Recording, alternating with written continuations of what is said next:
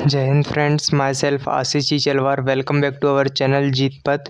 आज के लेक्चर में हम पिछले 2 लेक्चर्स में सरल रेखा में गति के कुछ क्वेश्चंस देखते हुए आ रहे हैं। जेईई मेंस 2024 के अप्रैल अटेम्प्ट एवं जनवरी अटेम्प्ट में आए हुए कुछ क्वेश्चनों को, उसी सीरीज को आगे बढ़ाते हुए आज के हम 5 क्वेश्चन लेकर के आए हूँ। तो without wasting any time guys, let's begin this video. तो हमारा जो आज पहला क्वेश्चन है, एक कण एक्स वाई तल में गति कर रहा है जिसके एक्स वाई तल के निर्देशांक एक्स बराबर 2 + 4t, y बराबर 2t + 4t का स्क्वायर। जेईई मेंस 2024 की 4 अप्रैल की शिफ्ट 1 में आए हुए क्वेश्चन है। तो इसके ऑप्शंस कुछ इस प्रकार से दिए हुए हैं, तो आइए हम इसको करते हैं हल। इसका जो एक्स कोऑर्डिनेट हमको दिया हुआ है वो दिया हुआ है 2 + 4t, एंड जो वाई कोऑर्डिनेट दिया हुआ है वो दिया हुआ है हमें 2 + 4t का स्क्वायर। तो आइए हम इसका dx/dt यानी कि वेग फाइंड कर लेते हैं। तो इसका जब हम वेग फाइंड करेंगे तो ये आ जाएगा 0 + 4, एंड इसका वेग फाइंड करेंगे तो ये आ जाएगा 2 + 8t। अब इसका एक्सेलरेशन और फाइंड कर लेते हैं, dv/dt ये आ जाएगा 0, एंड इसका dv/dt यानी कि इसका एक्सेलरेशन फाइंड करेंगे ay और ax vx vy। तो ये हो जाने वाला है 0 + 8, यानी कि एक्सेलरेशन इसका 8 आया, इसका एक्सेलरेशन 0 आया। तो यहाँ पर देख लेते हैं, vx भी 0 है और ax भी 0 है। vx 0 नहीं है क्योंकि ये 4 है, एंड vy ये भी 2 + 8t है, यानी कि x का फलन है। और ax बराबर 0 हो गया, एंड ay बराबर 8 आ गया। तो आइए इसके कुछ ऑप्शनों में को हम देख लेते हैं। तो इसके कुछ ऑप्शंस में इस प्रकार दिया हुआ है, एक कण नियत वेग के साथ सरल रेखीय गति कर रहा है। सरल रेखीय गति तो हो ही नहीं सकती क्योंकि वेग x पर भी है और वेग y पर भी है, तो सरल रेखीय गति तो है ही नहीं है। तो परवलयाकार गति है क्योंकि x पर भी बढ़ रहा है और y पर भी बढ़ रहा है, और वेग दोनों का चेंज हो रहा है। तो यहाँ पर 2 ही ऑप्शन दिए हुए हैं। ये ऐसे क्वेश्चनों को आप एलिमिनेशन मेथड से भी कर सकते हैं। तो पहला एलिमिनेशन तो इनमें से कोई नहीं, तो हो गया। सरल रेखा में गति में आना नहीं क्योंकि ये परवलयाकार गति ही होगा। फिर जब सरल रेखीय गति है ही नहीं क्योंकि वेग x पर भी है, वेग y पर भी है, एक्सेलरेशन यहाँ पर 0 है, यूनिफॉर्म मोशन हो जाएगा। यहाँ पर y पर वेग है यानी कि 8 दिया हुआ है, तो यहाँ पर नियत वेग नहीं होगा, बाकी मोशन होगा यहाँ पर भी। तो यहाँ पर उसने बहलाने के लिए हमको नियत वेग दिया हुआ है, बाकी हम समझदार हैं तो हम परवलयाकार को यहाँ पर टिक करके आ जाएंगे। आइए चलते हैं हमारे अगले क्वेश्चन की ओर। प्रश्न नंबर 11, एक गुटका 102.5 मीटर से nth सेकंड व 115.5 मीटर से n + 2 सेकंड तो त्वरण होगा। ये उसने गति किया, तो इसका त्वरण पूछ रहे। जेईई मेंस 2024 की 4 अप्रैल की शिफ्ट 1 में इंटीजर टाइप में आया हुआ है क्वेश्चन है। आइए हम देखते हैं इसका सॉल्यूशन। तो जो प्रश्न नंबर 11 है, इसकी कुछ गति को समझिएगा। ये बहुत इंपॉर्टेंट क्वेश्चन है क्योंकि ऐसे क्वेश्चनों को आपको कंसेप्ट बनाना जरूरी है। एक वैरायटी के 10 क्वेश्चन करने से अच्छा है कि आप 10 अलग अलग वैरायटी के क्वेश्चन करें। अभी मैं आपको ये पूरा चित्र समझा दूंगा। n-1 से n तक दूरी तय किया है उसने 102.5 यानी कि nth सेकंड पर, और n + 2 सेकंड पर की हुई उसकी 115.0 मीटर। आइए हम इसका अभी यहाँ पर हम मान लेंगे कि यहाँ पर वेग है, वेग, और इसका क्या त्वरण निकालना है हमको। यहाँ पर दिया हुआ है ना हमको कि त्वरण निकालना है। यहाँ पर देख लीजिए, ये दिया हुआ है त्वरण निकालना है। तो अब त्वरण तो हमको निकालना, तो इसका वेग देखेंगे। वेग यहाँ पर तक पहुँचते हुए v + a हो जाएगा, यहाँ तक पहुँचते हुए b + 2a, यहाँ तक पहुँचते हुए b + 3 है। तो अभी हम जब इसका औसत वेग निकालेंगे तो औसत वेग विस्थापन बराबर होता है, विस्थापन बराबर होता है यानी कि अपन डिस्प्लेसमेंट बराबर देखें तो विस्थापन बराबर औसत वेग इंटू समयांतराल।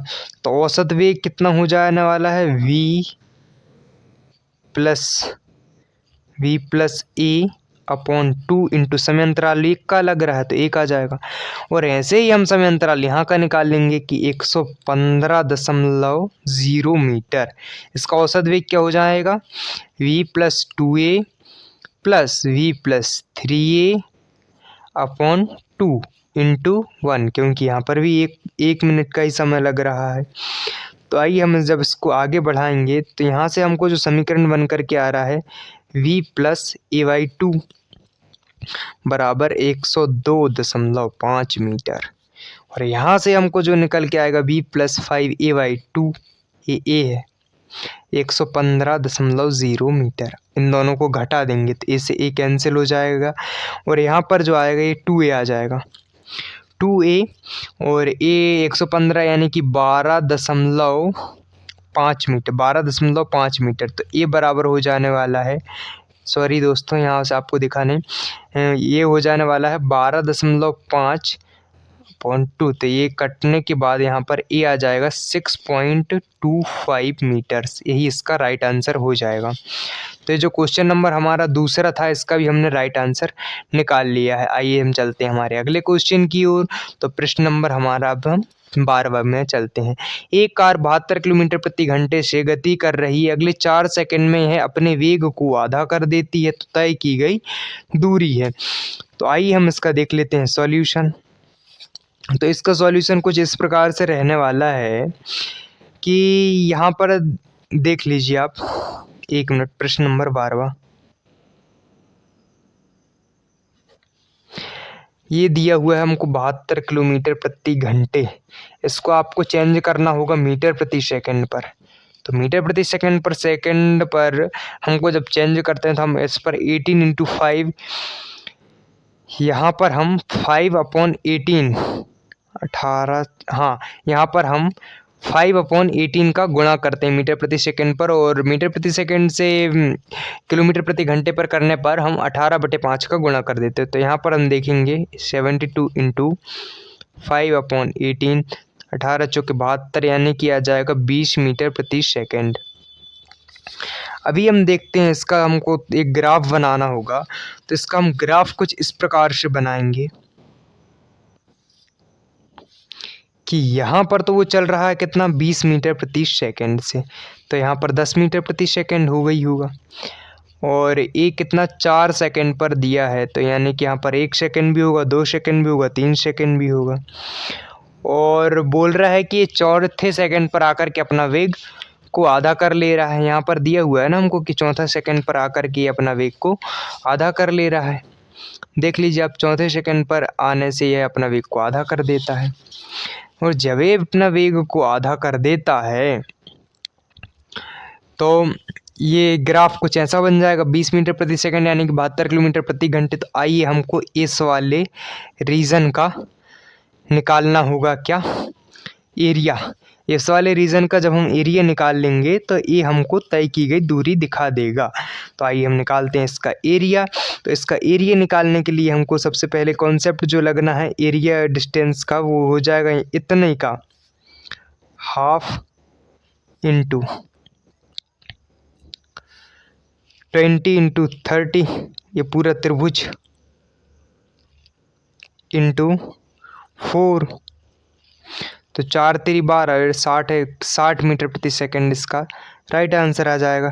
60 मीटर इसकी जो दूरी आ जाएगी वो 60 मीटर आ जाएगी, क्योंकि 4 × 3 = 12, 120 और अपॉन 2, तो यानी कि 60 मीटर प्रति सेकंड, 60 मीटर इसका राइट आंसर आ जाने वाला है।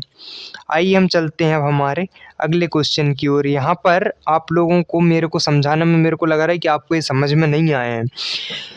इसका जो हमारा कंसेप्ट लगता है v और t का ग्राफ है, जब इसको हम एरिया निकालेंगे यानी कि इसका समाकलन करेंगे तो ये हमको दे देने वाला है क्या, दूरी, और हमने यहाँ पर समाकलन यानी कि एरिया ही निकाला हुआ है।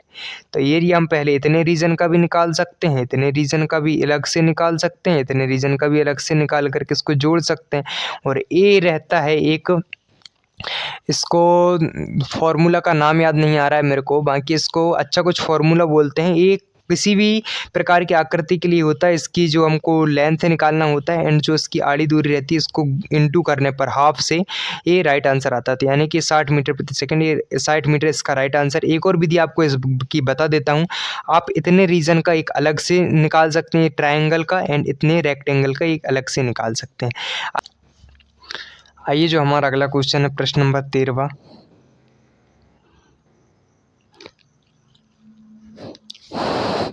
तो हमारा जो अब अंतिम क्वेश्चन बचा हुआ है प्रश्न नंबर 13वां, आइए यहाँ से दिखा देते हैं आप लोगों ने। ये प्रश्न नंबर 14 यहाँ पर लिखा हुआ है, इसको माइनर नोट। ये 13वां क्वेश्चन आपका है आज का सीरीज का। दो कण को दो अलग अलग प्रक्षेपण बिंदु से प्रक्षेपित किया जाता है, जिसमें पहले कण की ऊंचाई h व दूसरे कण की ऊंचाई 4h है। क्रमशः वेग v व v/2।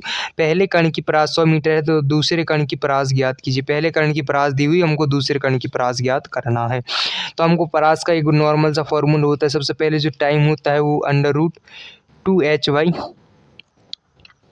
जी होता है, √2hy होता है। और जो रेंज का फॉर्मूला होता है वो v/t होता है। तो आइए हम अलग अलग सिचुएशन के लिए अलग अलग का देख लेंगे। तो पहली सिचुएशन के लिए हमको r बराबर 100 मीटर दी हुई, हमको निकालना। दूसरी सिचुएशन के लिए तो हम पहले का दिए हुए दूसरा को सीधे निकालेंगे ना।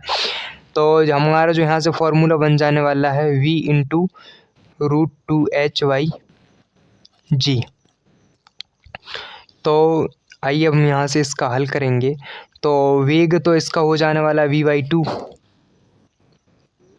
इंटू 2 4h अपॉन जी का मान हम 10 लेकर के चलेंगे, जिससे कि हमारे को आसानी जाए। और यहाँ पर भी हम देख लेंगे जो हमारा ए वाला क्वेश्चन है, ए वाले क्वेश्चन के अनुसार। तो यहाँ पर आ जाने वाला है t बराबर वेग, तो वेग ही है यहाँ पर 2h की जगह पर भी h ही है, और g का g हो जाने वाला है। तो यहाँ से ये निकल जाएगा, 2 यहाँ से निकल जाएगा, 2 निकल जाएगा और वो 2 से A2 कैंसिल हो जाएगा।